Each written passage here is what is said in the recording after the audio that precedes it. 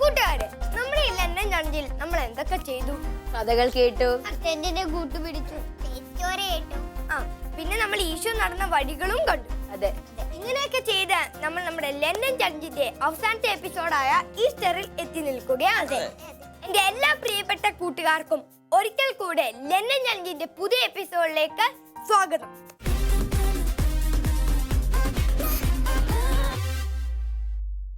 ഈശോ ഉയർത്തെണീറ്റ് ആദ്യം പ്രത്യക്ഷപ്പെട്ട വിഷയത്തെ കുറിച്ചാണ് ഇന്ന് നമ്മൾ കേൾക്കാൻ പോകുന്നത്.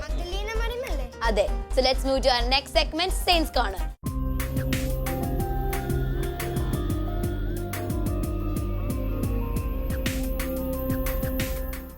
ഷാലോം ടി വി കണ്ടുകൊണ്ടിരിക്കുന്ന എൻ്റെ എല്ലാ കുഞ്ഞുകൂട്ടുകാർക്കും ഈസ്റ്റർ തിരുനാളിൻ്റെ പ്രാർത്ഥനാശംസകൾ. ലണ്ടൻ ചലഞ്ചിൻ്റെ അവസാന എപ്പിസോഡിലാണ് നമ്മൾ സെയിൻസ് കോർണർ സെഗ്മെൻറ്റിലേക്ക് എല്ലാവരെയും ഞാൻ ഒരിക്കൽ കൂടി സ്വാഗതം ചെയ്യുന്നു. നമ്മളിന്ന് കേൾക്കാൻ പോകുന്നത് ഈശോ ഉയർത്തെണീറ്റ ഈശോ ആദ്യം പ്രത്യക്ഷപ്പെട്ടത് ആർക്കാ? മഗ്ദലന മറിയത്തിനാണ് അല്ലേ? യെസ്, മിടുക്കരാ നിങ്ങൾ. അപ്പം മഗ്ദലന മറിയത്തിനാണ് ഈശോ പ്രത്യക്ഷപ്പെട്ടത്. ഈ മഗ്ദലന മറിയം ഒരു കാലത്ത് ഈശോയിൽ നിന്ന് ഒത്തിരി അകന്ന് ജീവിച്ച വ്യക്തിയാണ്. പക്ഷേ ഈശോയെ കണ്ടുമുട്ടിക്കഴിഞ്ഞ് ഈശോയുടെ സ്നേഹം തിരിച്ചറിഞ്ഞു കഴിഞ്ഞ് പാപത്തിൻ്റെ എല്ലാ വഴികളും ഉപേക്ഷിച്ച് പിന്നീട് വിശ്വസ്തയായിട്ട് ഈശോയോട് ചേർന്നാണ് മഗ്ദലന ജീവിച്ചിരുന്നത്. മഗ്ദലനയ്ക്ക് ഈശോയെ ഒരുപാട് ഇഷ്ടമായിരുന്നു. അതുകൊണ്ടാണ് ഈശോ മരിച്ച് ഈശോയെ അടക്കം ചെയ്ത കല്ലറയിലേക്ക് അതിരാവിലെ വെളുപ്പിനൊരു 3 മണി നേരത്ത് മഗ്ദലന 2-3 സ്ത്രീകളെയും കൂട്ടി ഓടുകയാണ് അല്ലേ? ഈശോയുടെ ശരീരത്തിൽ സുഗന്ധ തൈലം പൂശാനായിട്ടാണ് ഇവർ പോകുന്നത്. പക്ഷേ അവിടെ ചെന്ന് കഴിഞ്ഞപ്പോൾ ഈശോയെ കാണാനല്ല. അപ്പോൾ കല്ലറയുടെ മുമ്പിലിരുന്ന് മഗ്ദലന കരയുമ്പം ഈശോ അവിടെ വരികയാണ്. ഈശോയെ കണ്ടപ്പോൾ മഗ്ദലനയ്ക്ക് മനസ്സിലായില്ല. അപ്പം മഗ്ദലന ഓർത്തത് തോട്ടക്കാരനാണെന്ന്. മഗ്ദലന കരഞ്ഞുകൊണ്ട് പറഞ്ഞു, നിങ്ങൾ എവിടെയാണ് എൻ്റെ ഗുരുവിനെ കൊണ്ടുപോയിരിക്കുന്നത്? എനിക്ക് എൻ്റെ ഗുരുവിനെ വേണം. അവനെ എവിടെയാണ് വെച്ചിരിക്കുന്നത്? ഞാൻ എടുത്തുകൊണ്ട് പോകാമെന്നൊക്കെ പറഞ്ഞ് ഇങ്ങനെ കരഞ്ഞുകൊണ്ട് പറയുകയാണ്. പെട്ടെന്ന് ഈശോ മഗ്ദലനയ്ക്ക് തന്നെ വെളിപ്പെടുത്തി മറിയം എന്ന് വിളിച്ചു. അപ്പോൾ മറിയത്തിന് മനസ്സിലായി. ഈശോയുടെ സ്വരം കേട്ട് റബ്ബോനി എന്ന് മറിയം തിരിച്ചു വിളിച്ചു. അപ്പോൾ ഓർക്കുക, ഈശോ പ്രത്യക്ഷപ്പെട്ടിട്ട് ആദ്യം പ്രത്യക്ഷപ്പെടാൻ മാത്രം വിശ്വാസവും സ്നേഹവും മഗ്ദലനയ്ക്കുണ്ടായിരുന്നു. അപ്പം നമ്മൾ ഒരു കാലത്ത് ഈശോയിൽ നിന്ന് അകന്ന് ജീവിച്ചാലും തിരിച്ചു വന്നു കഴിഞ്ഞാൽ ഈശോ പഴയ കാര്യങ്ങളൊന്നും ഓർക്കില്ല. അതുപോലെ തന്നെയല്ലേ നമ്മുടെ ആദ്യത്തെ മാർപ്പാപ്പയായ പത്രോസ് ഈശോയുടെ കൂടെ നടന്നു, എന്നിട്ട് തള്ളി പറഞ്ഞു, അകന്നുപോയി. പക്ഷേ ആ പത്രോസിനെയാണ് ഈശോ ആദ്യത്തെ മാർപ്പാപ്പയാക്കിയത്. നമ്മൾ വചനത്തിൽ വായിക്കുന്നില്ലേ, ഈശോ പാപികളെ തേടിയാണ് വന്നത്. നമ്മുടെ പാപങ്ങളും കുറവുകളും നോക്കാതെ നമ്മളെ സ്നേഹിക്കാൻ മാത്രമേ ഈശോയ്ക്ക് അറിയത്തുള്ളൂ. അപ്പോൾ ഒരിക്കലും പാപം നമ്മളെ കീഴ്പ്പെടുത്താനോ നമ്മൾ ഇരുട്ടിൽ ജീവിക്കാതിരിക്കാൻ വേണ്ടിയിട്ടാണ് ഈശോ മരണത്തെ തോൽപ്പിച്ച് ഉയർത്തെഴുന്നേറ്റത്. കാരണം എല്ലാ ഇരുട്ടിൻ്റെ മേലും എല്ലാ പാപത്തിൻ്റെ മേലും ഈശോയ്ക്ക് അധികാരമുണ്ട് അല്ലേ? ഒന്നും നമ്മളെ കീഴ്പ്പെടുത്താൻ ഈശോ ആഗ്രഹിക്കുന്നില്ല. അതാണ് ഈസ്റ്റർ നൽകുന്ന മെസ്സേജ്. അപ്പോൾ നമ്മൾ ഈ ലണ്ടൻ ചലഞ്ചിലൂടെ 43 ദിവസം നമ്മൾ പല രീതിയിൽ ഒരുങ്ങുകയായിരുന്നു അല്ലേ? അപ്പോൾ നമുക്കൊരു തീരുമാനമെടുക്കും. ഈ ഈസ്റ്റർ ദിനത്തിൽ നമുക്ക് എന്താ ഈശോയ്ക്ക് കൊടുക്കാവുന്ന സമ്മാനം? ഈശോയെ ഏറ്റവും അധികം സ്നേഹിച്ച് വിശുദ്ധമായൊരു ജീവിതം നയിക്കാനായിട്ട് നമുക്ക് ഓരോരുത്തർക്കും തീരുമാനമെടുക്കാം.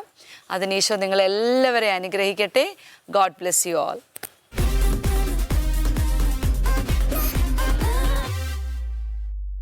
അപ്പൊ നമുക്ക് ഇനി ബൈബിൾ വചനം പഠിക്കാനുള്ള സമയമാണ്.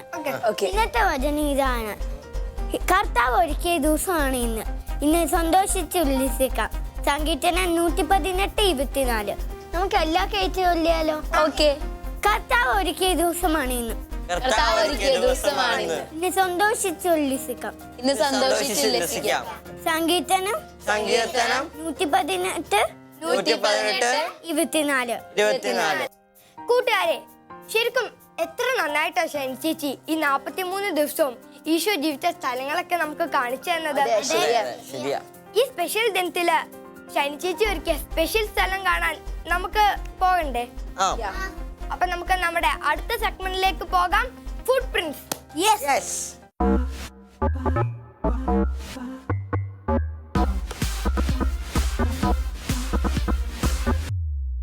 ഈശോ മിശിഹായ്ക്ക് സ്തുതിയായിരിക്കട്ടെ.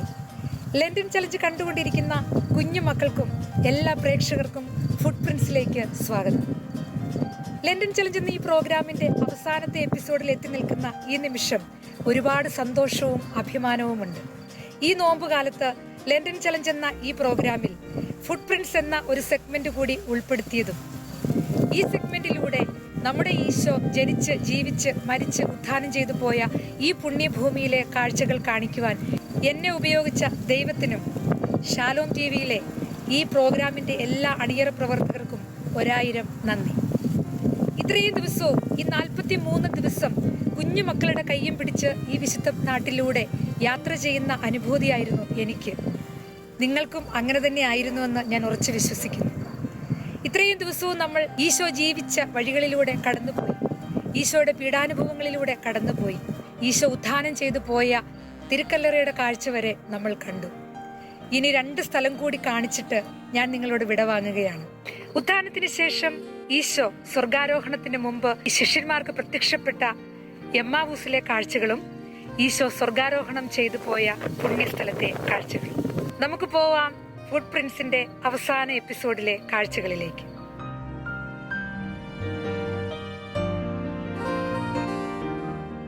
മക്കളെ, ഈശോയുടെ പുനരുത്ഥാനത്തിന് ശേഷം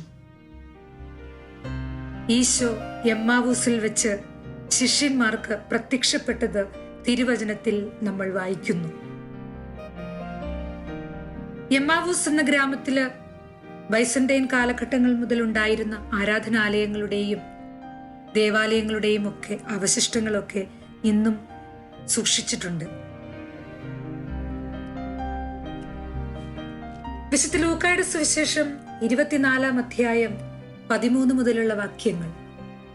ആ ദിവസം തന്നെ അവരിൽ 2 പേർ ജെറുസലമിൽ നിന്ന് ഏകദേശം 60 സ്താദിയോൺ അകലെയുള്ള എമ്മാവൂസ് ഗ്രാമത്തിലേക്ക് പോവുകയായിരുന്നു. ഈ സംഭവങ്ങളെക്കുറിച്ചെല്ലാം അവർ സംസാരിച്ചു കൊണ്ടിരുന്നു. അവർ സംസാരിക്കുകയും വാദിക്കുകയും ചെയ്തുകൊണ്ടു പോകുമ്പോൾ യേശുവും അടുത്തെത്തി അവരോടൊപ്പം യാത്ര ചെയ്തു. എന്നാൽ അവനെ തിരിച്ചറിയാൻ കഴിയാത്ത വിധം അവരുടെ കണ്ണുകൾ മൂടപ്പെട്ടിരുന്നു. അവൻ അവരോട് ചോദിച്ചു, എന്തിനെക്കുറിച്ചാണ് നിങ്ങൾ സംസാരിക്കുന്നത്? അവർ മ്ലാനവദനരായി നിന്നു. അവരിൽ ക്ലെയാപ്പാസ് എന്നു പേരായവൻ അവനോട് ചോദിച്ചു, ഈ ദിവസങ്ങളിൽ ജെറുസലേമിൽ നടന്ന സംഭവമൊന്നും അറിയാത്ത അപരിചിതനാണോ നീ? അവൻ ചോദിച്ചു, ഏത് കാര്യങ്ങൾ? അവർ പറഞ്ഞു, നസ്രായനായ യേശുവിനെ കുറിച്ച് തന്നെ.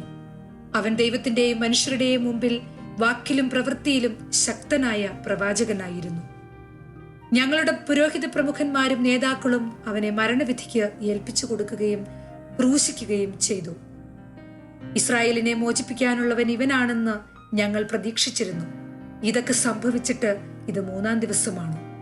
ഞങ്ങളുടെ കൂട്ടത്തിലുള്ള ചില സ്ത്രീകൾ ഞങ്ങളെ വിസ്മയിപ്പിച്ചു. ഇന്ന് രാവിലെ അവർ കല്ലറയിങ്കിൽ പോയിരുന്നു.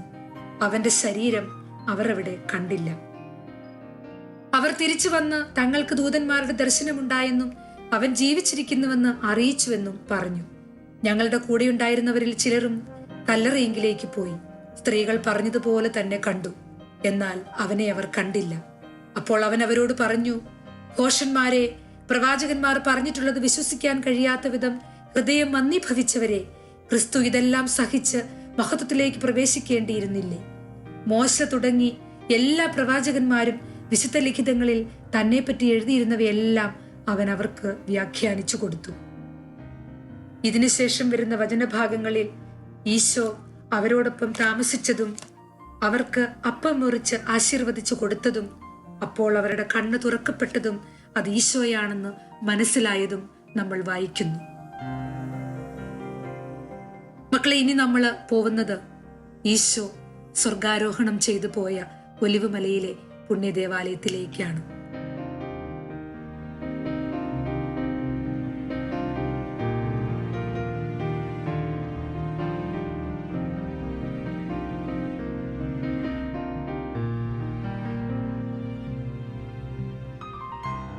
ഉത്ഥാനത്തിന് ശേഷം തന്റെ ശിഷ്യന്മാർക്ക് പ്രത്യക്ഷപ്പെട്ടതിന് ശേഷം ഈ ഭൂമിയിൽ നിന്ന് ഇവിടുന്നാണ് ഈശോ സ്വർഗാരോഹണം ചെയ്തു പോയത്.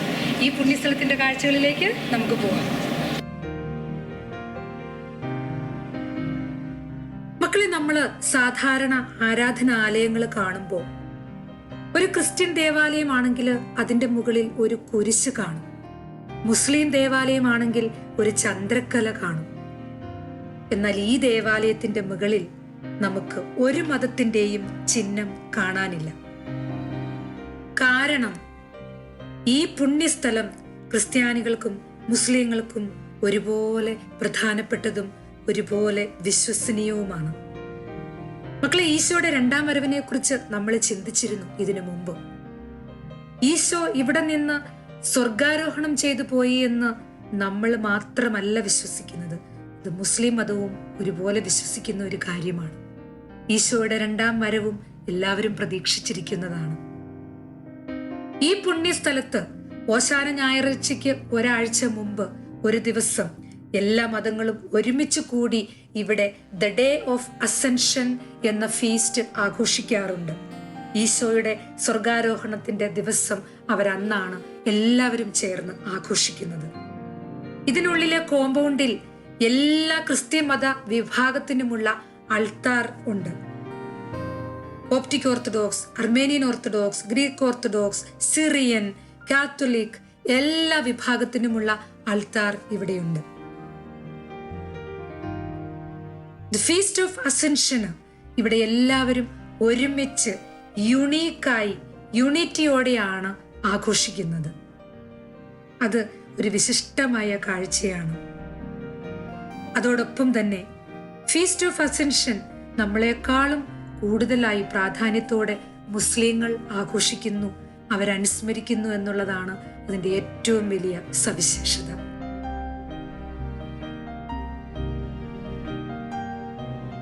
മക്കളെ, ഈശോ ഭൂമിയിൽ നിന്ന് സ്വർഗത്തിലേക്ക് പോയ പുണ്യസ്ഥലത്താണ് നമ്മളിപ്പോ നിൽക്കുന്നത്. നമ്മൾ എത്ര അനുഗ്രഹിക്കപ്പെട്ട ജനതയാണെന്ന് ഒന്ന് ചിന്തിച്ചു നോക്കുക. ഈ അനുഗ്രഹിക്കപ്പെട്ട നിമിഷങ്ങളെ ഓർത്ത് ഉദ്ധിതനായ ഈശോയ്ക്ക് നമുക്ക് ഒരുപാട് നന്ദി പറയാം.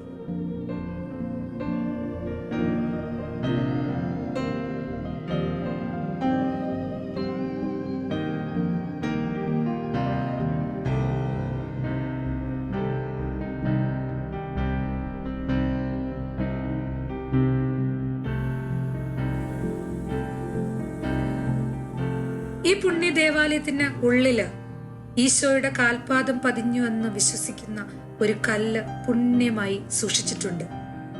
ആ കല്ലിൽ കുത്തിയാണ് ഈശോ സ്വർഗത്തിലേക്ക് എടുക്കപ്പെട്ടത് എന്ന് വിശ്വസിക്കുന്നു. ആന്റി ഈ സ്ഥലം വിസിറ്റ് ചെയ്യാൻ പോയപ്പോ ഞങ്ങളെ കൊണ്ടുപോയത് ഒരു മുസ്ലിം സഹോദരനാണ്. ആ സഹോദരനാണ് ഈ കാര്യങ്ങളെല്ലാം പറഞ്ഞു തരുന്നതെന്നുള്ളതും ഒരു സവിശേഷതയുള്ള കാര്യമായിരുന്നു. നമ്മളെക്കാൾ കൂടുതൽ ഈശോയുടെ സ്വർഗാരോഹണത്തെ വിശ്വസിക്കുന്ന ഒരു മുസ്ലിം സഹോദരനെ പരിചയപ്പെടാനും പറ്റിയ ഒരവസരമായിരുന്നു ആന്റിക്ക്. വിശുദ്ധ ലൂക്കായുടെ സുവിശേഷം അവസാനിക്കുന്ന വാചകം, അവൻ അവരെ ബഥാനിയ വരെ കൂട്ടിക്കൊണ്ടുപോയി കൈകൾ ഉയർത്തി അവരെ അനുഗ്രഹിച്ചു. അനുഗ്രഹിച്ചുകൊണ്ടിരിക്കെ അവൻ അവരിൽ നിന്ന് മറയുകയും സ്വർഗത്തിലേക്ക് സമ്മഹിക്കപ്പെടുകയും ചെയ്തു. ഈശോയുടെ രണ്ടാം വരവിൽ ദേ ഒലിവ് മലയിൽ ഈശോ വന്നിറങ്ങുമെന്ന് വിശ്വസിക്കപ്പെടുന്നു. ഈശോയുടെ രണ്ടാം വരവിനായി നമുക്ക് കാത്തിരിക്കാം, നമുക്ക് ഒരുങ്ങിയിരിക്കാം. ഇത്രയും ദിവസവും ഈ പുണ്യനാട്ടിലൂടെ എന്നോടൊപ്പം ഉണ്ടായിരുന്ന എല്ലാ കുഞ്ഞുമക്കളെയും എല്ലാ വിശ്വാസികളെയും ഈ പുണ്യഭൂമിയിൽ നിന്ന് ദൈവം ഒരുപാട് അനുഗ്രഹിക്കട്ടെ എന്ന് ആശംസിക്കുന്നു. ഒരുപാട് സ്നേഹം, ഒരുപാട് നന്ദി. ഈശോ മിശിഹായ്ക്ക് സ്തുതിയായിരിക്കട്ടെ.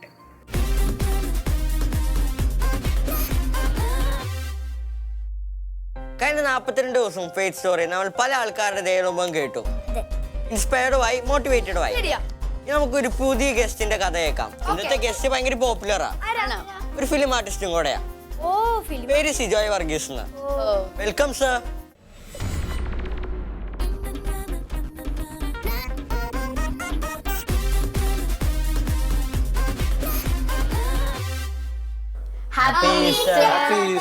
Happy Easter. നിങ്ങളുടെ ലണ്ടൻ ചലഞ്ചൊക്കെ ഞാൻ കാണാറുണ്ട് കേട്ടോ. എനിക്ക് ലണ്ടൻ ചലഞ്ചിൽ ഏറ്റവും ഇഷ്ടമുള്ളത് എന്താണെന്നറിയോ? നിങ്ങളുടെ എനർജി, സൂപ്പർ എനർജി. അപ്പൊ തന്നെ നിങ്ങളുടെ എല്ലാവരുടെയും പേരൊക്കെ ഞാൻ പഠിച്ചെടുത്തു. ഈ പ്രോഗ്രാം കുറെ കൂട്ടുകാർ കാണുന്നുണ്ട് അല്ലേ? അപ്പൊ ഒരു ചാലഞ്ച് അവർക്ക് കൊടുക്കാമോ? ഇതുവരെ കൊടുക്കാത്ത ചലഞ്ച് വേണം. അപ്പോൾ എല്ലാ ഫ്രണ്ട്സും ശ്രദ്ധിക്കുക. ഇന്ന് ഈസ്റ്റർ സൺഡേ. ഇന്ന് വൈകുന്നേരം തൊട്ട് നാളെ വൈകുന്നേരം വരെ എത്ര സമയമുണ്ട്?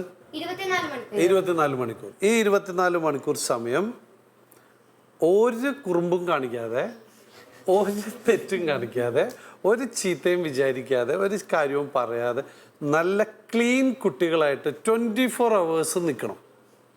ചലഞ്ച്. നാളെ വൈകുന്നേരം, മൺഡേ വൈകുന്നേരം ഉള്ള 24 മണിക്കൂർ സമയം നമ്മൾ പ്യൂർലി നമ്മൾ ആരെ പോലെ ഇരിക്കും? ഈശോയെ പോലെ ഇരിക്കും. അപ്പൊ ഈശോയെ പോലത്തെ കുട്ടികളായിട്ട് 24 മണിക്കൂർ ഒന്ന് നിൽക്കുക എന്നുള്ളതാണ് ചേട്ടൻ നിങ്ങൾക്ക് തരുന്ന ചലഞ്ച്. ഓക്കെ? ആ ചലഞ്ചിന്റെ ഗുണം എന്താണെന്നറിയോ? നമുക്ക് നമ്മളെ 24 hours ഒന്ന് പ്രൊട്ടക്ട് ചെയ്യാൻ പറ്റിയാൽ ആരോടിപ്പോവും? അവൻ ഓടിപ്പോട്ടെ. അവൻ ഓടിപ്പോയി കഴിഞ്ഞാൽ പിന്നെ അവന് വരാൻ പറ്റുമോ? പിന്നെ അവന് വരാൻ പറ്റില്ല. അപ്പൊ എല്ലാ ദിവസവും വൈകുന്നേരം 6 മണിയാകുമ്പോ ഈ ചലഞ്ച് എന്ത് ചെയ്യണം? ഓർത്തിട്ട് റിന്യൂ ചെയ്യണം. മറക്കോ? അപ്പൊ ആദ്യം ഒരു സിംഗിൾ ഡേ ചലഞ്ച്, അത് കഴിഞ്ഞതിന് ശേഷം ചലഞ്ച് വീക്കിലേക്ക് റിന്യൂ ചെയ്യണം. എവറി ഡേ റിന്യൂ ചെയ്യണം. മറക്കരുത് കേട്ടോ. ചേട്ടാ ഞാനൊരു ചോദ്യം ചോദിച്ചോട്ടെ? ചോദിച്ചോളൂ, ധൈര്യമായിട്ട് ചോദിച്ചു. ചേട്ടന് വലിയതായിപ്പോ ആരാവനാന്ന് തോന്നി? ചില സമയത്ത് തോന്നും ഒരു സ്കൂളിലെ ടീച്ചറാവണമെന്ന് തോന്നും, അല്ലേ? അങ്ങനെ ചില സമയത്ത് തോന്നും. പിന്നെ നമ്മൾ ഒരു സിനിമയൊക്കെ കാണുമ്പോൾ സിനിമയിലെ ഹീറോനെയൊക്കെ കാണുമ്പോൾ ഹീറോ ആവണമെന്ന് തോന്നും, അല്ലേ? പള്ളി ചെന്ന് നമ്മൾ അച്ഛനെയൊക്കെ എടുത്ത് വർത്തമാനമൊക്കെ പറയുമ്പോൾ അച്ഛനാവണമെന്ന് തോന്നും. പിന്നെ നമ്മൾ പിന്നെ എന്താ ചെയ്യുക? ആരെങ്കിലൊക്കെ എന്തെങ്കിലുമൊക്കെ നല്ലത് ചെയ്താൽ അതൊക്കെ ആവണമെന്ന് തോന്നും, അല്ലേ? അങ്ങനെ നമ്മളുടെ ഒരു ഏജ് കഴിയുമ്പോൾ കറക്റ്റായിട്ട് നമുക്കൊരു ഗൈഡൻസ് കിട്ടും. കറക്റ്റ് ഡിസിഷൻ എടുക്കേണ്ട ഒരു ഏജ് നിങ്ങൾ എത്തും. ആ ഏജിൽ നിങ്ങൾ ഭയങ്കരമായിട്ട് ഫോക്കസ്ഡ് ആവും. അതിന് എന്ത് വേണമെന്നറിയോ? അതിന് ഈശോടുത്ത് നമ്മൾ പ്രാർത്ഥിക്കണം. ഈശോടുത്ത് പ്രാർത്ഥിക്കണം, ഈശോയെ ഞാൻ വലുതാകുമ്പോൾ ഞാൻ ആരാകണമെന്നാണ് നീ ആഗ്രഹിക്കുന്നത്. ആ വഴിയിലൂടെ മാത്രമേ എന്നെ നടത്താവുള്ളൂ. അതിന് തടസ്സമായിട്ട് നിൽക്കുന്നതൊന്നും എൻ്റെ വഴിയിൽ വരരുതെന്ന് പറയും. ചേട്ടാ, പോയിട്ടുള്ള സ്ഥലങ്ങളിൽ ഏറ്റവും ഇഷ്ടമുള്ള സ്ഥലം ഏതാ? ലോകത്തിൽ കണ്ടിട്ടുള്ളതിൽ എനിക്ക് ഏറ്റവും ഇഷ്ടമുള്ള സ്ഥലം മെജ്ഗോറി എന്ന് കേട്ടിട്ടുണ്ട്. മാതാവിന്റെ സ്ഥലം അവിടെയാണ് എനിക്ക് ഏറ്റവും ഇഷ്ടമുള്ളതാണ്. മെജ്ഗോറിയിൽ 2 മൗണ്ടൻ ഉണ്ട്. ഒന്നൊരു റോസറി മൗണ്ടനും ഉണ്ട്, ഒരു വേ ഓഫ് ദ ക്രോസ് മൗണ്ടനും ഉണ്ട്. എനിക്ക് ഏറ്റവും കൂടുതൽ നമ്മൾ ആ ലാൻഡിൽ ചെന്നപ്പോൾ തൊട്ട് തിരിച്ചു പോരുന്നവരെയുള്ള ഒരു എക്സ്പീരിയൻസ് നോക്കിയാൽ that's a most beautiful place Medjugorje. പോണോ കേട്ടോ? ചേട്ടാ, ചേട്ടൻ എപ്പോഴെങ്കിലും സങ്കടം വരുമ്പോ ഈശോയുടെ അടുത്ത് ഒരു ദേഷ്യം തോന്നാറുണ്ട്? സങ്കടം വരുമ്പോ ഈശോ അടുത്ത് ദേഷ്യം തോന്നാൻ പാടുണ്ടോ? ഇല്ല. പക്ഷെ തോന്നിക്കോ? കുഴപ്പമില്ല. നമുക്ക് സങ്കടം വരുമ്പോഴും സന്തോഷം വരുമ്പോഴൊക്കെ ഈശോ അടുത്ത് സങ്കടവും സന്തോഷവും ഒക്കെ പറയണം. നമ്മുടെ സന്തോഷം മാത്രം കേൾക്കാനല്ല ഈശോയ്ക്ക് ഇഷ്ടം. ഈശോയ്ക്ക് ഏറ്റവും ഇഷ്ടം എന്താണെന്നറിയോ? നമ്മുടെ കുറുമ്പ. എന്നിട്ട് ആ കുറുമ്പുകളൊക്കെ ഈശോയ്ക്ക് എടുത്തോളാൻ പറയും. ഈശോ കുറുമ്പുകാരനായിക്കോട്ടെ, എല്ലാ കുറുമ്പും ഈശോയ്ക്ക് കൊടുക്കുക. അപ്പൊ നമ്മുടെ കയ്യിലുള്ള കുറുമ്പ് ഈശോ കൊണ്ടുപോയി കഴിഞ്ഞാൽ പിന്നെ നമ്മുടെ കയ്യിൽ കുറുമ്പുണ്ടോ? അപ്പൊ ഈശോയ്ക്ക് ഏറ്റവും ഇഷ്ടമുള്ള ഗിഫ്റ്റ് എന്താണെന്നറിയോ? നമ്മളുടെ എല്ലാ ചീത്ത കാര്യങ്ങളും, എല്ലാ കുറുമ്പുമാണ് ഈശോയ്ക്ക് ഏറ്റവും ഇഷ്ടമുള്ള ഗിഫ്റ്റ്. വല്ലതും കൊടുത്തിട്ടുണ്ടോ ഇതുവരെ? അപ്പൊ ഇങ്ങനെ കുരിശ് വരയ്ക്കാനിരിക്കുമ്പോഴും പ്രാർത്ഥിക്കാനിരിക്കുമ്പോഴും ഒക്കെ ഇങ്ങനെയൊക്കെ ഒരു കുറുമ്പൊക്കെ ഇങ്ങനെ ഓർമ്മ വരില്ലേ? അപ്പോൾ ഈശോ ഇത് പിടിച്ചോട്ടോ, എന്നിട്ട് ഇങ്ങനെ ഒരു പ്ലേറ്റ് വെച്ച് ഈശോ ഇത് പിടിച്ചോട്ടോ, ഇങ്ങനെ ഇട്ട് കൊടുക്കോ. അങ്ങനെ എല്ലാ കുറുമ്പും പോയി കഴിയുമ്പോൾ നിങ്ങൾ ആരാവും? ഈശോ അതെല്ലാം ഒരു ചാക്കിനകത്താക്കി ഒരു ഒറ്റയേറിയും. പിന്നെ ആ കുറുമ്പ് പൊങ്ങി വരുമോ? ഇല്ല. ഈസ്റ്ററിന് കുട്ടികൾക്ക് തരാനുള്ള മെസ്സേജ് എന്താണ്? നിങ്ങളെപ്പോലത്തെ കുഞ്ഞു കുട്ടികളെ എനിക്കും ഉണ്ടല്ലോ. അപ്പോൾ ഞാൻ എൻ്റെ മക്കളെയാണ് ശരിക്കും ഇപ്പോൾ ഈ സമയത്ത് ഓർക്കുന്നത് കേട്ടോ. ഒരു കാര്യം ചോദിക്കട്ടെ, ഈ വേൾഡിലെ ഏറ്റവും ബ്യൂട്ടിഫുൾ പ്ലേസ് ഏതാ? നമ്മുടെ വീട്. ഉറപ്പല്ലേ? ഇനി വേറൊരു സ്ഥലം പറയില്ലല്ലോ? ഫുൾ ഫ്രീഡം ഉണ്ട്, റിലേഷൻസ് ഉണ്ട്, ലവ് ഉണ്ട്, ഗോഡ് ഉണ്ട്, എല്ലാം ഉണ്ട്. ആ വീട്ടില് വേറെ ആരുണ്ട്? ഗോഡ് ഉണ്ട്. വേറെ ആരൊക്കെയുണ്ട്? അപ്പനുണ്ട്, അമ്മയുണ്ട്, അല്ലേ? എല്ലാവരും ഇല്ലേ? അപ്പൊ നമ്മുടെ ഈ വേൾഡിലെ ഈ വീടാണ് നമ്മുടെ ഹെവൻ. വാ ഇവിടെ ഇരുന്നു, നീയും വന്നു.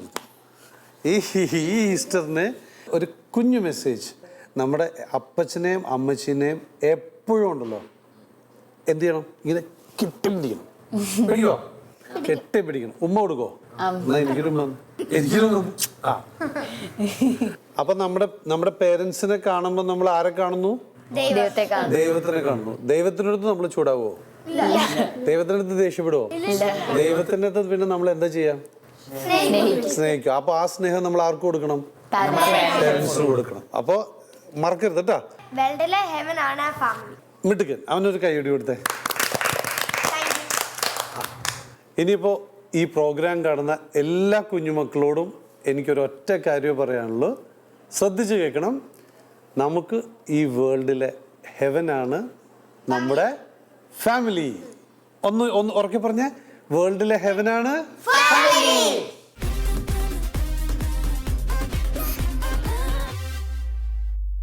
കൂട്ടുകാരെ, മാർപ്പാപ്പ പറഞ്ഞ ഓർമ്മയില്ലേ, we are Easter people, so always be joyful. അതെ, നമുക്ക് ജോയ്ഫുൾ ആയിരിക്കാം. ഇന്നത്തെ ചാലഞ്ച് ഇതാണ്. നമ്മൾ മാർപ്പാപ്പയ്ക്കും തിരുസഭയ്ക്കും വേണ്ടി പ്രാർത്ഥിക്കണം. മാർപ്പാപ്പയുടെ നിയോഗങ്ങൾക്കും തിരുസഭ നേരിടുന്ന എല്ലാ പ്രശ്നങ്ങൾക്കും വേണ്ടി നമുക്ക് കണ്ണടിച്ച് കൈകോർത്ത് പ്രാർത്ഥിക്കാം. Sweetheart of Jesus, that burns with love for me, inflame my heart to love you more. Sweetheart of Jesus. കുഞ്ഞുകുട്ടികൾക്ക് ശരൺ ടി വി ഒരുക്കിയ ലണ്ടൻ ചലഞ്ച് എന്ന ഈ പ്രോഗ്രാം ഇവിടെ പൂർണ്ണമാകുന്നു. ലണ്ടൻ ചാലഞ്ചിലൂടെ നമ്മൾ നേടിയ എല്ലാവരും നമുക്ക് നഷ്ടപ്പെടുത്താതെ ഇരിക്കാം. ദൈവവചനത്തിനെ മുറുക്കെ പിടിക്കാം. അങ്ങനെ ഈശോയുടെ പ്രിയപ്പെട്ട കൂട്ടുകാരാകാം. ലണ്ടൻ ചാലഞ്ച് ഇവിടെ പൂർണ്ണമാവുന്നു. Thank you for watching. God bless you all. Happy Easter. Goodbye.